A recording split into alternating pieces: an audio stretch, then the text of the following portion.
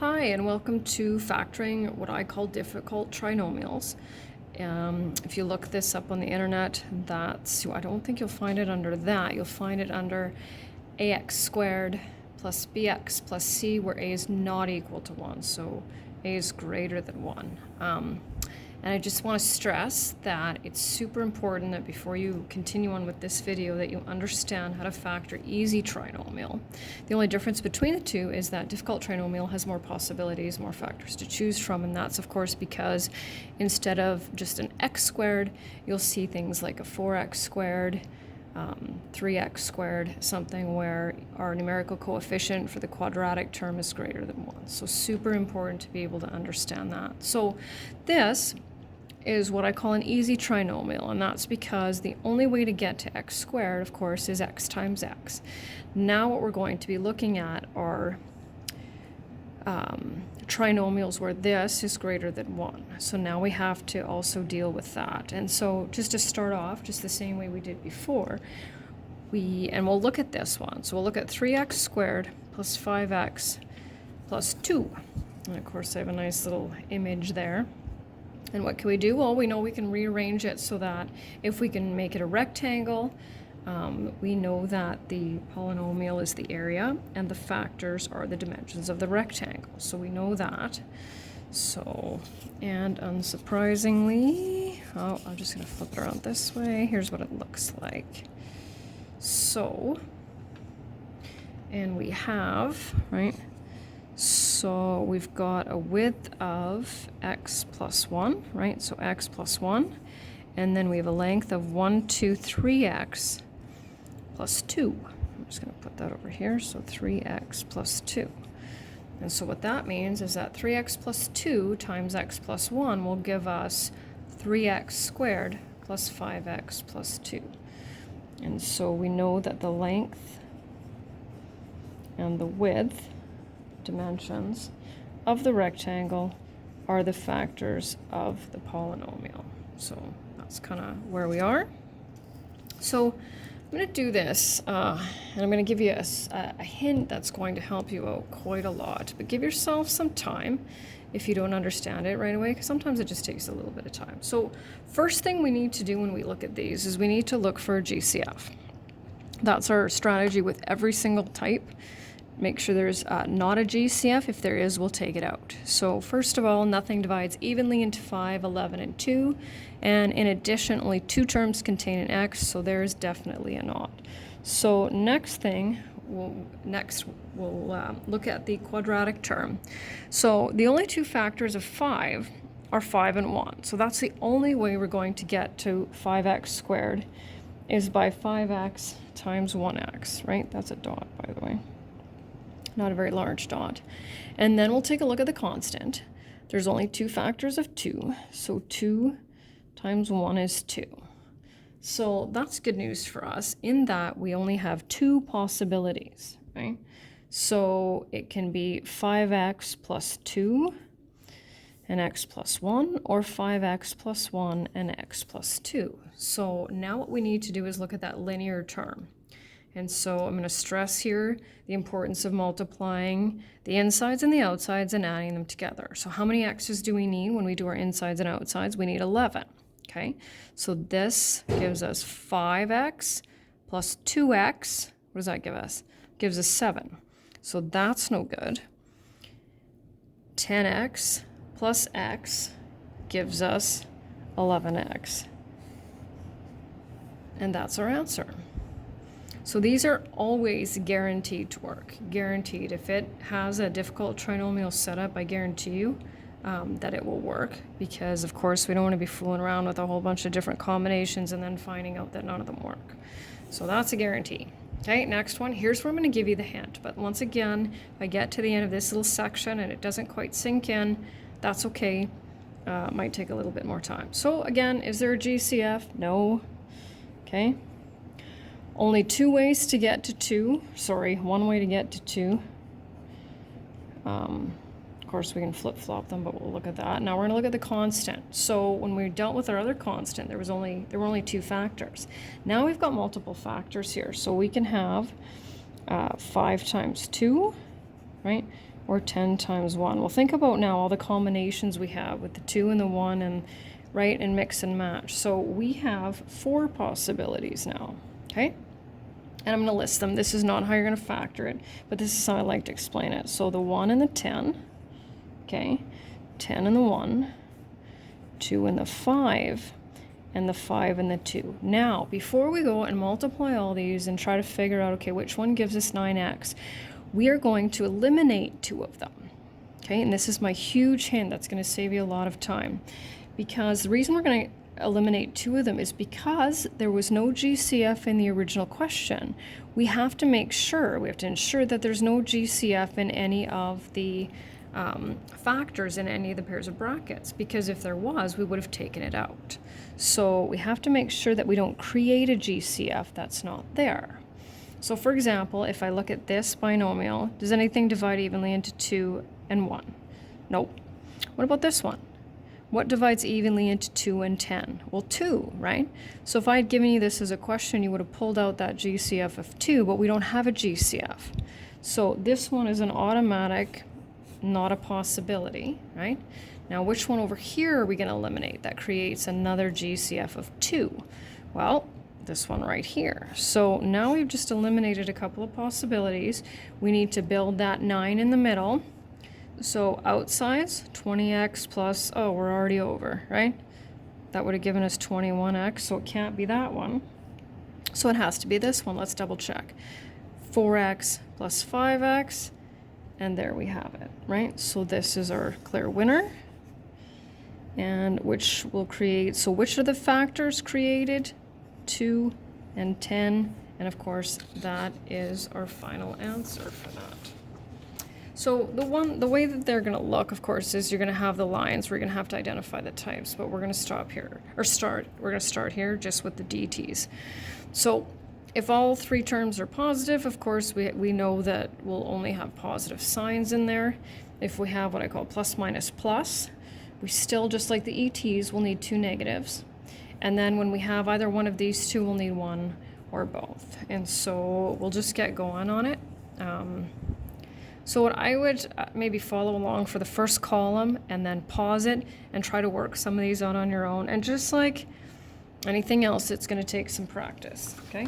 So we'll start with, I always start with the quadratic. So of course 3.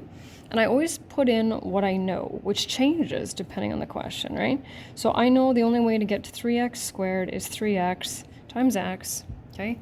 I only have 2 factors of 5, and as you can see, we're kind of starting out slowly with not too many combinations. So in order to build that 16x in the middle, will it be 5 and 1 or 1 and 5? And sometimes what I do is I'll just kind of lightly pencil it in, right? So I'll kind of do that, and then I'll go 5 plus 3 is, oh, no, it's not that one. And so then I know it has to be this one. And I always double check my linear term. I'm confident that this times this is going to give me that. And I'm also confident that this times this is going to give me that, even though, of course, we can make a mistake there. But I always check to make sure that when I multiply my outsides and I add it together with my insides, when I multiply them together, that I get that linear term. 15 plus 1, 16, moving on. Okay, so the next one.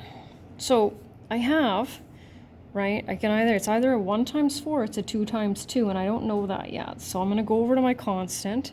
I know it has to be, right, 5 and 1. I know I need a positive and a negative, and I actually don't even know where those are right now. And so this is where you get to the point where you're like, well, I guess I'm just going to have to pick something. So you have to say, okay, do you want to start with 4 and 1, or do you want to start with 2 and 2? And that's where you have to choose. And so I'm going to go with the 2 and the 2. And so when I look at this, before I put my signs in, I can see that because I have a 10n and a 2n, I know I can build that 8 from a 10 and a 2, and I just have to figure out now where to put my signs. And so if you put your signs somewhere and you multiply and you get the opposite of what you're looking for, it just means you mixed up your signs. So let's see. I'm going to go like this. Negative 10 plus 1 gives me negative 8. So it means I mixed up my signs. I want to try it again. And now I have positive 10 minus 2, and there we have it, okay? So I'm going to give you another little trick that personally I don't use, but I've heard of it, and if it helps you out, then by all means go ahead. So here now, look at this. We're dealing with, we've got 4 factors of 6, right? And 3 different factors, but 2 pairs of factors for 4, right? So this is where it gets a little bit tricky. So one thing that you can do if you like is if you multiply this times this, okay? And then you go this plus this. So, and I'll show you what to do with this a little bit later on. And so what 2 numbers will give us a product of 24 and a sum of 11? That'll be 8 and 3. Now, these are not our answers, but what this will give you is what your insides and outsides need to be. So it doesn't really matter. Well, I shouldn't say that it does matter, but it just means that your insides and outsides, these are your insides and outsides. And so I don't know if that helps personally. I don't use that, but it definitely might be useful for you. And so the only way we can get the 3 right is by the 3 and the 1. And so I'm going to go like this. Okay. And so if my other one, so now I've got my outsides of 3, which means my insides have to be 8, and how's that going to work? So I don't know if that'll help you, but that's one way that you can do it. And if it works, great. So we'll still check, right? 3x plus 8x. Yep, there we have it. Okay, so we're going to keep going. So if you're kind of with me, because most students will say like, oh, I get it, but geez, it takes a lot of time. It does, right? It takes a lot of thought process too, and that's okay. So we're going to start with what we know. We know that it has to be 3y and y. Okay, I need one of each. Got 4 different factors for 8, and so now I got to play around here until I get my -2 in the middle, and it does take a little bit of practice. So I'm going to try, let's see, 4 and 2. No, that's not going to work. So I'm going to go like this, 4 and 2. So now I've got a 6y and a 4y. I can totally get a -2 from there, positive and a negative. And if it seems like I'm fast at it, it's of course because I've had lots of practice, right? That's why. So again with this one, you can do this one the same way as well with the 6 and the 4. So you can do this, -24, -5. Right, and so then we'll get a -8 and a 3. So that means, right, and so this helps with the signs as well. So outsides and insides, we're going to have a -8n and a 3n. And so we already know how to get that 3n, right? And it's a positive 3. So 3n and 2n, which means the 1's going to have to go there, right, and positive as well. And then -8 will be that. So we've got -8n plus 3n, and there it is, right? Only 2 factors of 3, so I'm going to put in what I know. Everything's positive, okay? Which factors of 6 cannot go with the 3 because they would create a GCF even though there isn't one? Well, 6, right, would create a GCF of 3, and a 3 would create a GCF of 3. So 3 and 6 can't go here.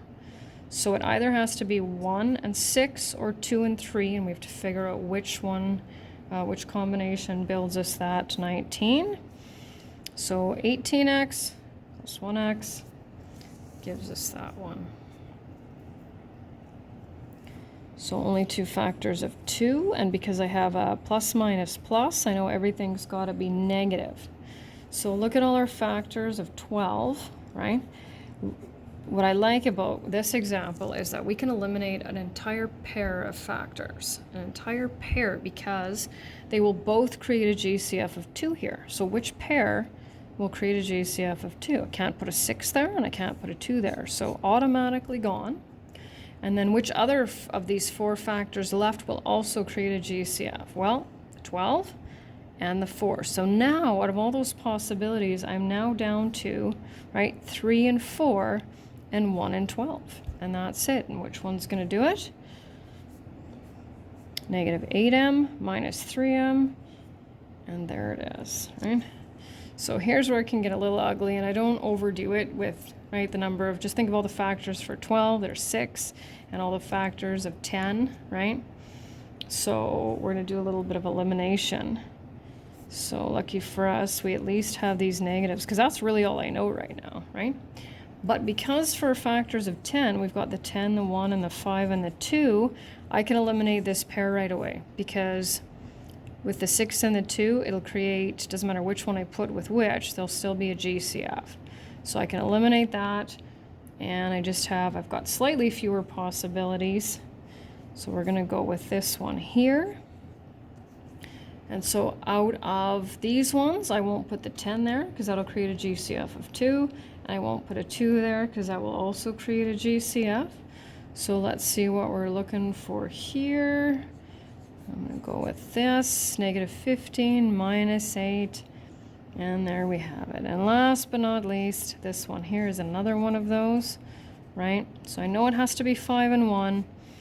But now I've got the 10 times 1 and the 5 times 2. I will not put the 10n there because there'll be a GCF of 5, and I won't put the 5n there because there'll be another GCF of 5. So now my options are, let's see, 1 and 10, and then 2 and 5. So let's try this.